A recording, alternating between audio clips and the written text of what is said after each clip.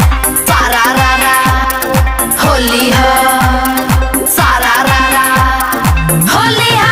Music by Rajesh Sahni.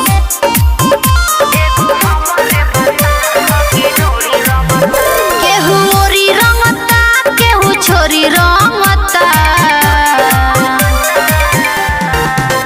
केहू ओरी रंगता केहू छोरी रंगता, एगो हमरे भतार हकी ढोड़ी रंगता। कैसन भतार की ढोड़ी रंगता, केहू बाल्टी में रंग घोरी घोरी रंगता, एगो हमरे भतार हकी ढोड़ी रंगता। एगो इने कर भतार हकी ढोड़ी रंगता।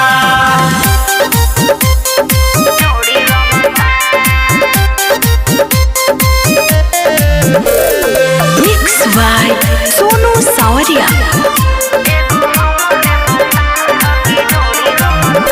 अरे फगुआ में भतरा भइल बा बेताबी, की लेके पिचकारी से रंगता ना भी। आई हो दादा कहे डाले तो ये गोरी धीरे धीरे हो, होली हो। रंग भरल पीछे करिए से गिरे हो।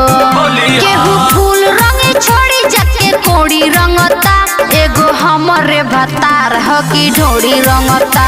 एगो इने कर भतार हकी ढोड़ी रंगता।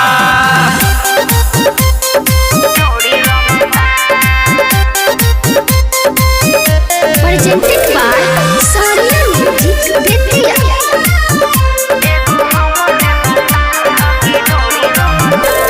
रंगी के दहिया उ पहिले बलाल हो, नासा में पियावा जे ठोको ताल हो।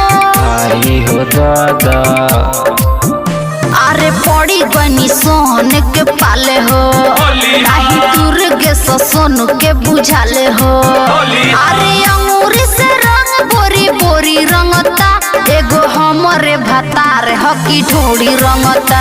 एगो इने कर भतार हकी ढोड़ी रंगता। प्रेजेंटेड बाय सारिया म्यूजिक बेतिया।